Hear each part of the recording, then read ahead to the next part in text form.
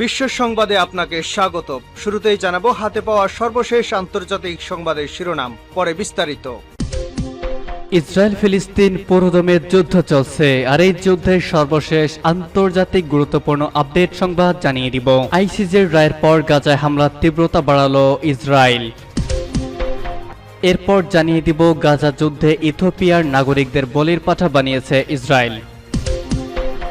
আরও জানিয়ে দিব ইসরায়েলি হামলায় সিরিয়া হিজবুল্লাহর 2 সদস্য নিহত।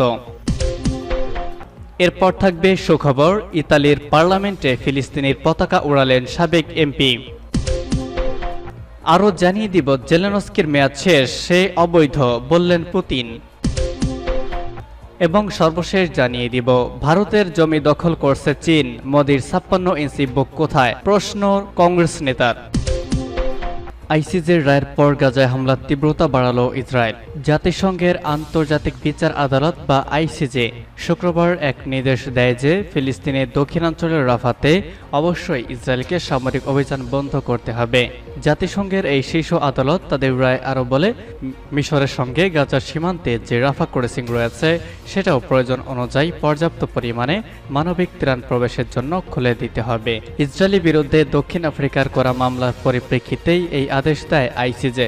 তবে আইসিজের রায়ের কয়েক মিনিটের মধ্যেই গতকাল রাফায় এক শরণার্থী শিবিরে সিরিয়াস হামলা চালায় ইসরায়েল। শনিবার কাতার ভিত্তিক সংবাদ মাধ্যম আল জাজিরা লাইভ প্রতিবেদনে বলা হয়েছে, আইসিজের রায়ের পর গাজায় হামলার তীব্রতা বাড়িয়েছে ইসরায়েলি বাহিনী। ওয়াফা নিউজ এজেন্সি ও আল জাজিরার খবরে বলা হয়েছে, গাজা পৃথক 2 হামলায় অন্তত 10 জন নিহত হয়েছে, আহত হয়েছে 17,000-এর বেশি।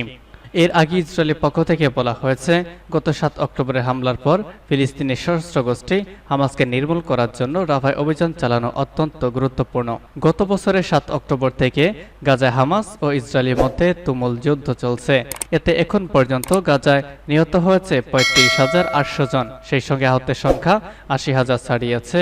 অন্যদিকে 7 অক্টোবর হামাসের হামলায় ইসরায়েলে নিহত হয় 1,139 জন। আল জাজিরার প্রতিবেদনে বলা হয়েছে, মাত্র 2 সপ্তাহের লড়াই 9 লাখের বেশি ফিলিস্তিনি ঘর ছাড়া হয়েছে। তারা এখন পানি, খাবার, ঔষধ এবং আশ্রয়ের অভাবে দিন কাটাচ্ছে। গাজা যুদ্ধে ইথিওপিয়ার নাগরিকদের বলির পাঠা বানিয়েছে ইসরায়েল। বর্ণবাদের অস্তিত্ব এবং ইহুদিবাদী ইসরায়েলের শাসক গোষ্ঠীর বর্ণবাদী আচরণ এবং ব্যবস্থা বিশ্ব সম্প্রদায়ের কাছে অতি সুপরিচিত, এবং এই জাতিগত বৈষম্যের শিকার হওয়া সম্প্রদায়ের উদাহরণ হল স্বয়ং ফালাসার ইহুদিরা। অধিকৃত ফিলিস্তিনি ভূখণ্ডে বসবাসের জন্য অন্যান্য দেশ থেকে ইহুদিদের আকৃষ্ট করা ছিল ইসরায়েলি সরকারের অন্যতম গুরুত্বপূর্ণ মিশন। সামরিক অভিযানে ইহুদিবাদী শাসকদের পরাজয় ও ব্যর্থতার প্রধান কারণ ছিল মূলত ইসরায়েলি সৈন্যদের মধ্যে ভয়, আতঙ্ক এবং দুর্বল মনোবল। তাই এই দখলদার শাসক গোষ্ঠীর শাসনামলে ফালাসা ইহুদিদের ইথিওপিয়ান বংশোদ্ভূত, যাদের জীবনধারা এবং সামাজিক মর্যাদা ছিল খুবই নিম্ন স্তরে, তাদেরকে যুদ্ধের প্রথম সারিতে এবং সবচেয়ে বিপজ্জনক ফ্রন্টে মোতায়েন করা হয়। সাধারণভাবে অন্যান্য শ্বেতাঙ্গ ইহুদিরাই আফ্রিকান ইহুদিদের খুব বেশি পাত্তা দেয় না এবং বৈষম্য নির্বিশেষে, এমনকি তারা তাদের মানুষ হিসাবে ত্রুটিপূর্ণ বলে মনে করে। যেমন ইথিওপিয়ান কৃষ্ণাঙ্গ ইহুদিরা অধিকৃত ফিলিস্তিনি হাসপাতালে রক্ত দিতে গেলে শ্বেতাঙ্গ ইসরায়েলিরা তাদের রক্ত ব্যবহার করতে অস্বীকৃতি জানিয়েছিল এবং বিশ্বাস করে যে তাদের রক্তে সম্ভবত অনেক ভাইরাস রয়েছে। বেশিরভাগ শ্বেতাঙ্গ ইসরায়েলি ফালাসাদের ইহুদি বলে মনে করে না, তবে ইসরায়েলের শাসনের সবচেয়ে কঠিন সময়ে এসব বর্ণবাদী ইহুদিরাই কৃষ্ণাঙ্গ ইহুদিদেরকে বলির পাঠা হিসেবে ব্যবহার করছে।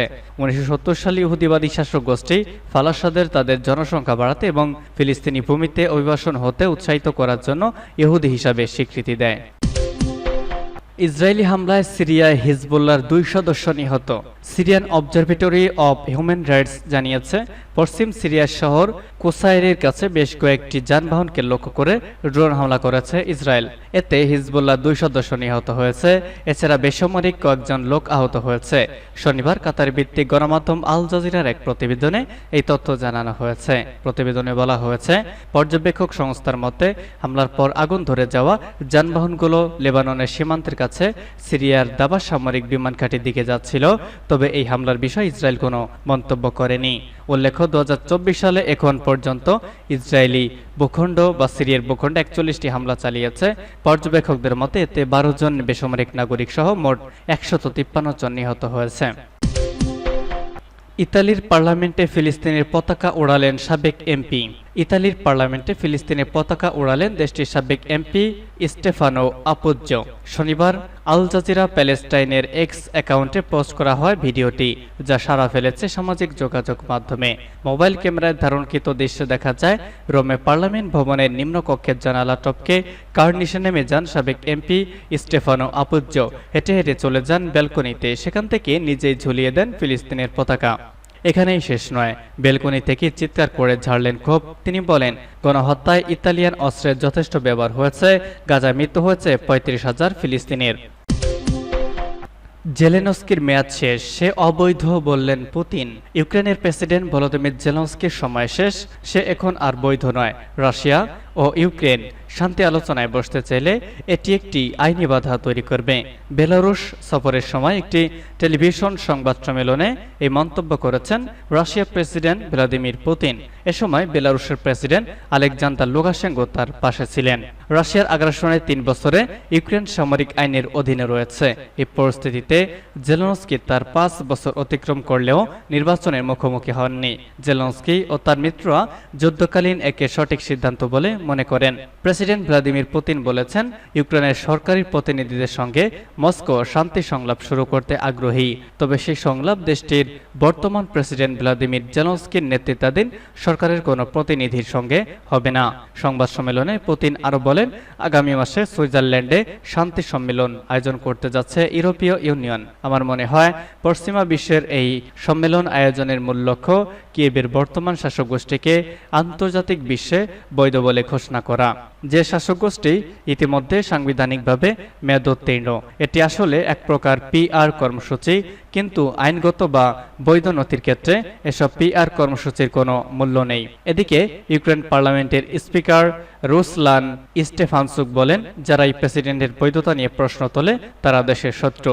2019 সালে নির্বাচিত প্রেসিডেন্ট ভ্লাদিমির জেলেনস্কির সাংবিধানিক মেয়াদ শেষ হয়েছে গত 20 মে। তিনি অবশ্য গত বছর একটি ডিক্রি জারি করেছিলেন। সেই ডিক্রিতে বলা হয়েছিল, যতদিন ইউক্রেনে যুদ্ধ অবস্থা থাকবে ততদিন তিনি ইউক্রেনের প্রেসিডেন্টের পদে থাকবেন।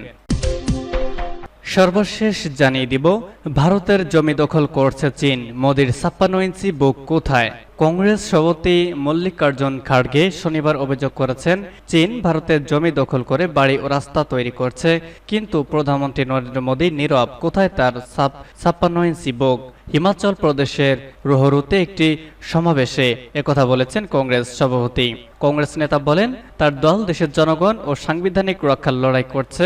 লোকসভা নির্বাচনের মাধ্যমে ক্ষমতায় আসতে পারলে ৩০ লাখ সরকারি শূন্যপদ পূরণ করার প্রতিশ্রুতি দিয়েছেন তিনি। খাড়গে বলেন, আমরা পাকিস্তানের বিরুদ্ধে যুদ্ধ করে বাংলাদেশকে স্বাধীন হতে সহায়তা করেছি। চীন আমাদের জমি দখল করে বাড়িঘর ও রাস্তা তৈরি করছে, আর প্রধানমন্ত্রী নরেন্দ্র মোদী এখানে নীরব। তার ৫৬ ইঞ্চি বুক এখন কোথায়? 2023 সালে বন্যার পর কেন্দ্র করে সরকার হিমাচল প্রদেশ সরকারকে সহায়তা দেয়নি। এই বিষয়ে অভিযোগ তোলেন কংগ্রেস প্রধান। তিনি বলেন, হিমাচল প্রদেশের মুখ্যমন্ত্রী সুখবিন্দর সিং সুখ বন্যার পরে কেন্দ্রের কাছে 10,000 কোটি রুপি সাহায্য চেয়েছিলেন, কিন্তু তিনি শুধু পাথর পেয়েছেন।